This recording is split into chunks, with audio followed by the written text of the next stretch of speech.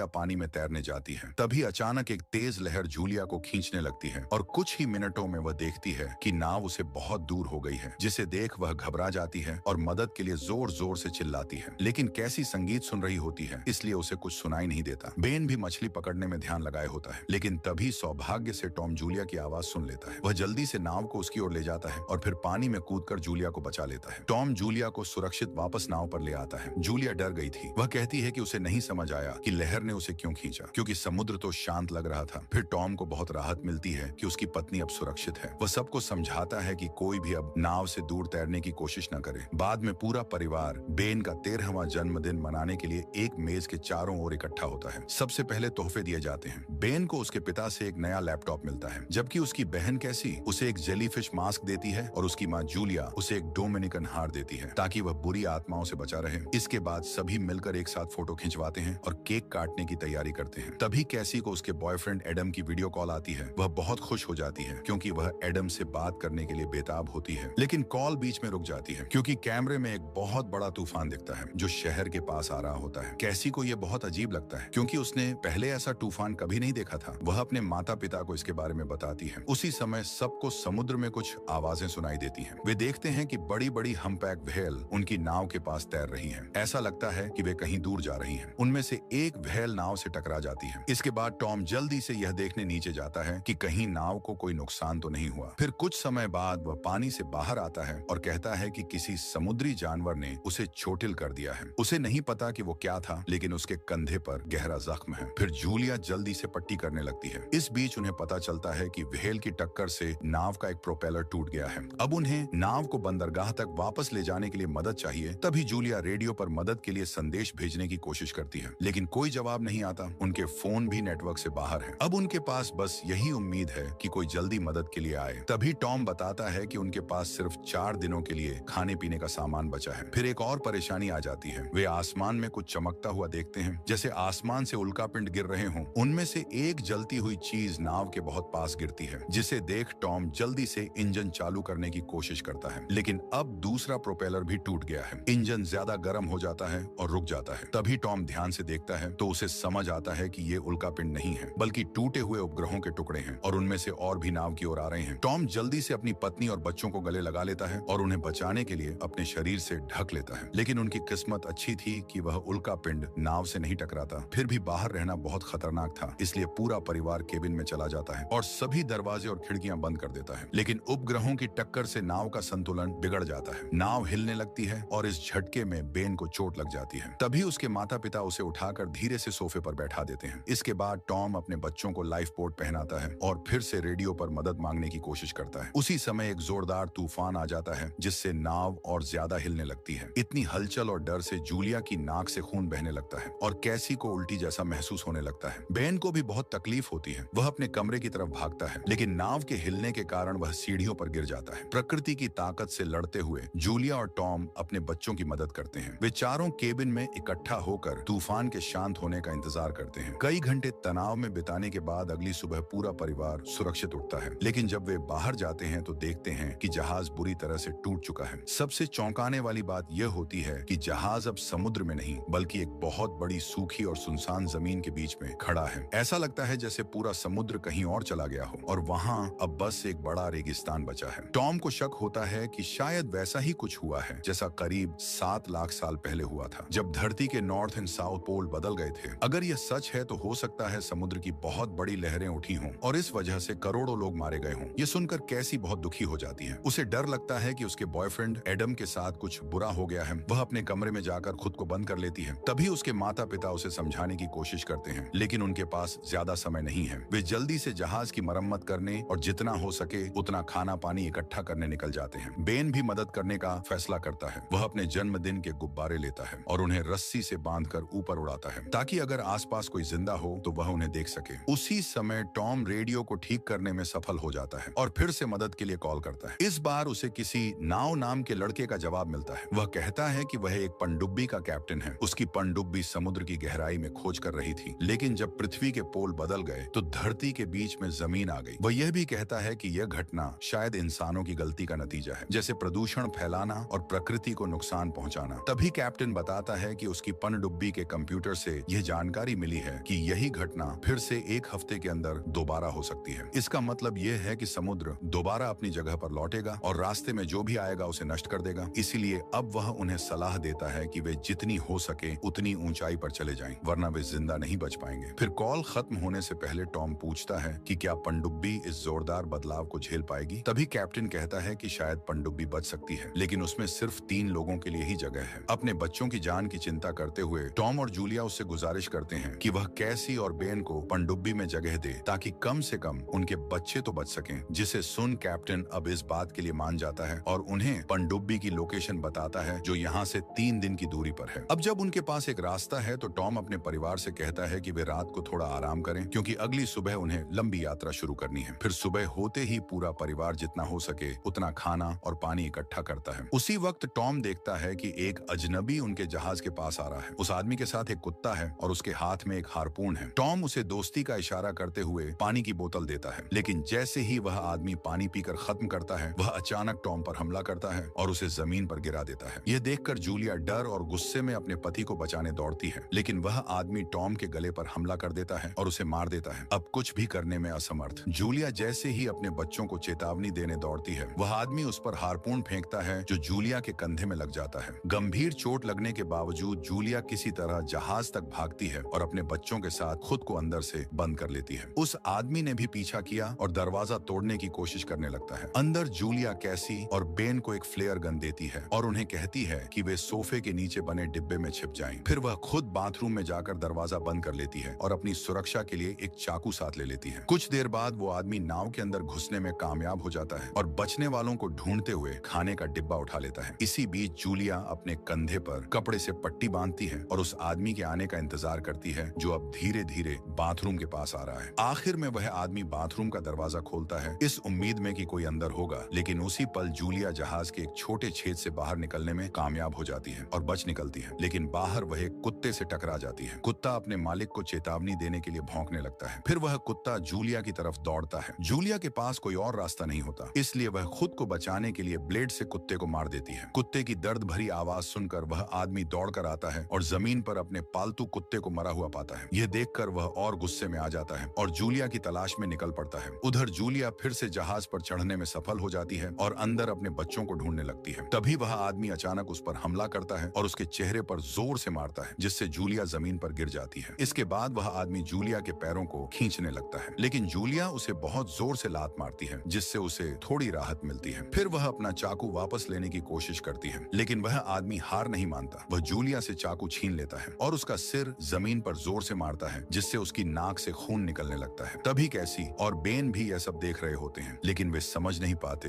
कि उन्हें क्या करना चाहिए। लेकिन आखिरकार वह आदमी जूलिया के चेहरे पर एक और मुक्का मारता है और उसे सोफे पर गिरा देता है। इसके बाद वह उसकी गर्दन मरोड़ने की कोशिश करता है। अब कैसी यह सब और सहन नहीं कर पाती, वह अपनी फ्लेयर गन निकालती है और सोफे में छुपे हुए हिस्से को खोलती है। इसके बाद वह गोली चला देती है। गोली सीधे उस आदमी को लगती है और गोली से रसोई में आग लग जाती है और जूलिया जल्दी से जरूरी सामान उठाने के लिए दौड़ती है ताकि सब कुछ जलने से पहले बचाया जा सके। जैसे ही वह बैग उठाती है वह आदमी फिर से हमला करने की कोशिश करता है, लेकिन अब की बार जूलिया सीधे उसके चेहरे पर लात मारती है। फिर वह अपने बच्चों के पास दौड़ती है। बच्चे अपने पिता टॉम को देखते हैं और उन्हें गले लगाकर उठाने की कोशिश करते हैं। वे चाहते हैं कि वह जाग जाए, लेकिन दुख की बात यह है कि टॉम की मौत हो चुकी है और परिवार उसके शव पर शोक भी नहीं मना पाता, क्योंकि वह हारपून वाला आदमी अभी भी जिंदा होता है और उनकी ओर बढ़ रहा होता है, जिसे देख जूलिया, कैसी और बेन तीनों पहाड़ों की ओर भागते हैं। जब वे थोड़ी दूर पहुंच जाते हैं तो कुछ देर के लिए रुकते हैं ताकि थोड़ी सांस ले सकें और अपनी ताकत वापस पा सकें। लेकिन बेन अब भी अपने पिता की मौत से बहुत दुखी होता है। उसे लगता है कि उसके गुब्बारे के संकेतों की वजह से ही वह खतरनाक आदमी जहाज तक पहुंच पाया। वह खुद को दोषी मानता है। तभी उसकी माँ जूलिया उसे दिलासा देती है। वह कहती है कि यह उसकी गलती नहीं है और वह अपने बच्चों को हर हाल में सुरक्षित रखने का वादा करती है। थोड़ी देर आराम करने के बाद तीनों फिर से पनडुब्बी की ओर चल पड़ते हैं, लेकिन कुछ ही मिनटों बाद बेन का सामना एक शार्क से होता है। यह शार्क ज्यादा देर जिंदा नहीं रह सकती क्योंकि अब पानी बहुत कम है। तभी जूलिया अपने बेटे बेन से कहती है कि वह चलता रहे और वह अपनी दूरबीन से देखती है कि वह खतरनाक आदमी अभी भी उनका पीछा कर रहा है, जिसे देख परिवार जल्दी से यहाँ से भागता है। रास्ते में उन्हें इंसानों द्वारा फैलाया गया प्रदूषण दिखाई देता है, जैसे कि तेल के ड्रम और प्लास्टिक की बोतलें जो जमीन पर बिखरी होती हैं। फिर कई घंटे बीत जाते हैं और बेन को बहुत थकावट और पानी की कमी की वजह से चक्कर आने लगते हैं। वह बीमार महसूस करने लगता लगता है। तभी जूलिया तुरंत पानी की बोतल लेने के लिए दौड़ती है, लेकिन उसे पता चलता है कि कैसी ने बोतल का ढक्कन ठीक से नहीं बंद किया था। अब उसमें बस कुछ ही बूंदें पानी बचा है। यह देखकर जूलिया गुस्से में आ जाती है। वह अपनी बेटी कैसी से कहती है कि यह उसकी गलती है और अगर उनके पास पानी नहीं होगा तो वे जिंदा नहीं रह पाएंगे। फिर जूलिया और कैसी के बीच बहस हो जाती है और वे कहती हैं कि शायद यह पूरी यात्रा ही बेकार हो गई है, लेकिन जूलिया ने उन्हें डांटा और कहा कि अब रुकना नहीं है, हमें बस चलते रहना है। तभी आखिरकार उन्हें रेगिस्तान के बीच में एक दुर्घटनाग्रस्त हुआ हवाई जहाज मिला। उन्होंने तय किया कि वे आज के बाकी दिन के लिए यही रुकेंगे और उसे अपना अस्थायी घर बना लेंगे। जैसे ही जूलिया एक सीट पर बैठी, उसने बेन के जन्मदिन पर ली गई एक तस्वीर देखी और अपने मरे हुए पति टॉम को बहुत याद किया। इस मौके का फायदा उठाते हुए कैसी ने अपनी माँ से पूछा कि वे दोनों कैसे मिले थे, जिस पर जूलिया ने बताया कि वह टॉम से एक अस्पताल में मिली थी जब वह वहाँ डॉक्टर बनने की ट्रेनिंग कर रही थी। टॉम एक कॉलेज रिसर्च के दौरान घायल हो गया था और उसे इलाज के लिए उसी अस्पताल लाया गया था। जूलिया ने उसकी देखभाल की और जब टॉम को होश आया तो उसे पहली ही नजर में जूलिया से प्यार हो गया। इसके बाद दोनों ने एक दूसरे को पसंद करना शुरू किया और उनका रिश्ता शुरू हो गया, लेकिन अपनी पढ़ाई की वजह से टॉम को वापस जर्मनी लौटना पड़ा। फिर कुछ महीनों बाद वह मियामी में एक नौकरी के ऑफर के साथ लौट आया। इस नौकरी को लेने की सिर्फ एक शर्त थी कि जूलिया को उसका साथ देना होगा, इसलिए टॉम ने जूलिया से शादी करने के लिए कहा, जिस पर जूलिया ने बिना ज्यादा सोचे हाँ कर दी और फिर दोनों ने मिलकर एक खुशहाल जिंदगी बिताई। लेकिन उनकी यह खुशहाल दुनिया तब टूट गई जब टॉम की जान उसी आदमी ने ले ली जो अब उनके परिवार को भी परेशान कर रहा है। जैसे ही जूलिया ने ये सब बातें खत्म की, तीनों टॉम को याद करके रोने लगे। इसके बाद वे दिन के बाकी हिस्से में थोड़ा आराम करने की कोशिश करते हैं। समय बीतता है और जूलिया और बेन सो जाते हैं, जबकि कैसी जाग जाती है और प्लेन के बाहर कुछ काम करने चली जाती है। उसे पता नहीं होता कि वही खतरनाक आदमी उसके पीछे छिपा है और धीरे धीरे उस पर हमला करने के लिए पास आ रहा है। लेकिन उसे यह भी नहीं पता कि जूलिया भी जाग चुकी है। जैसे ही जूलिया उसे देखती है, वह बिना समय गंवाए चाकू लेकर उस आदमी की पीठ में वार करती है। फिर उसके दिल पर एक और जोरदार हमला करती है। उस आदमी को जिसने उसके पति की जान ली थी। घायल देखकर जूलिया रुकती नहीं। वह गुस्से में बार बार चाकू से वार करने लगती है, जैसे अपने सारे दर्द और गुस्से को बाहर निकाल रही हो। कैसी अपनी माँ का गुस्सा देखकर हैरान रह जाती है, लेकिन वह उसे गले लगाती है ताकि जूलिया शांत हो जाए और चाकू छोड़ दे। आखिरकार वह खतरनाक आदमी मारा जाता है और परिवार उस रात आराम से सो पाता है। लेकिन अगली सुबह जब वे उस आदमी के शरीर को देखने जाते हैं तो देखते हैं कि उसे किसी जानवर ने बुरी तरह फाड़ दिया है। यह देखकर जूलिया डर जाती है कि शायद पास में कोई और ज्यादा खतरनाक चीज या कोई और इंसान मौजूद है। इसलिए वह अपने बच्चों से कहती है कि वे तुरंत अपनी यात्रा फिर से शुरू करें। कड़ी गर्मी में चलते चलते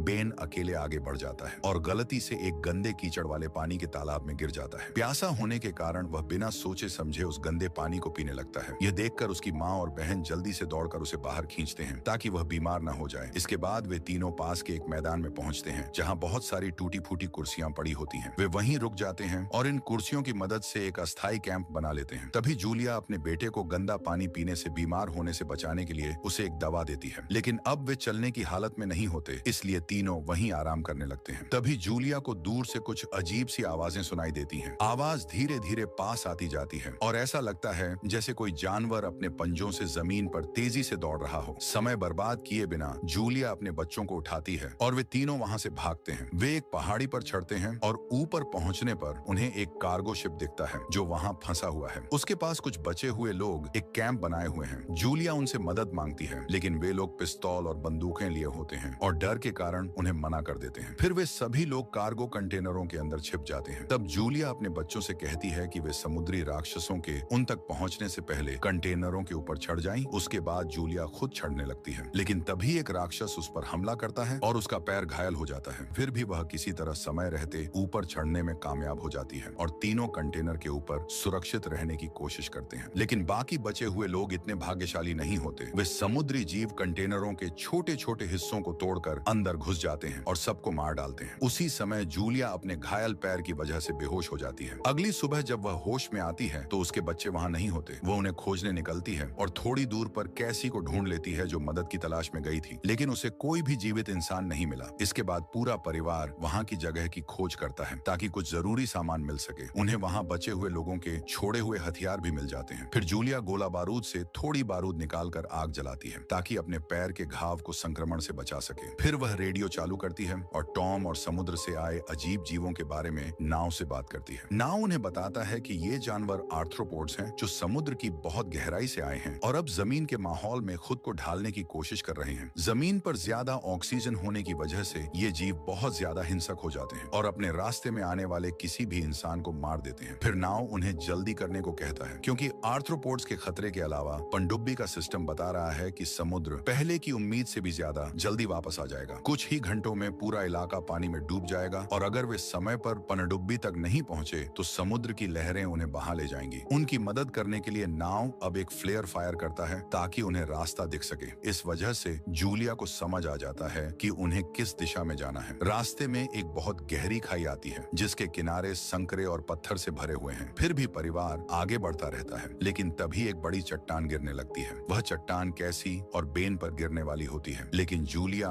उन्हें धक्का देकर बचा लेती है। हालांकि गिरती चट्टानों की वजह से माँ और बच्चों के बीच एक रुकावट आ जाती है और अब जूलिया उनके पास नहीं पहुंच सकती। फिर भी वह अपने बच्चों से कहती है कि वे आगे बढ़े और खुद को बचाएं। बच्चे पहले तो मना करते हैं, लेकिन जूलिया उन्हें जोर देकर समझाती है कि वह किसी तरह दोबारा उनके पास आ जाएगी। इसके बाद कैसी और बेन पनडुब्बी की ओर दौड़ पड़ते हैं। जब वे वहां पहुंचते हैं तो उन्हें दिखता है कि नाव बहुत बुरी तरह घायल है। ऐसा लगता है कि उस पर भी आर्थ्रोपोड्स ने हमला किया है। बहुत खून बह जाने के कारण उसके पास अब ज्यादा समय नहीं बचा है। फिर भी वह चाहता है कि बच्चे सुरक्षित पनडुब्बी के अंदर चले जाएं और वह अपनी जगह जूलिया को देना चाहता है। जब कैसी ये सुनती है तो वह जूलिया को वापस लाने के लिए दौड़ पड़ती है। तभी बेन उसे अपनी माँ का दिया हुआ हार देता है ताकि वह सुरक्षित रहे। कैसी फिर दौड़ती हुई उस खाई में वापस जाती है। उधर जूलिया को आर्थ्रोपोड्स की आवाजें सुनाई देती हैं और वह कैंप से उठाई गई शॉटगन से उन पर गोलियां चलाती है, लेकिन आर्थ्रोपोड्स ज्यादा हैं और उसकी बंदूक की गोलियां लगभग खत्म हो चुकी हैं। उसे लगता है कि अब बचने की कोई उम्मीद नहीं है, इसलिए वह बस अंत का इंतजार करती है। लेकिन तभी ऊपर चट्टानों से कैसी दिखाई देती है। वह अपनी माँ की ओर हाथ बढ़ाती है और कहती है कि पनडुब्बी में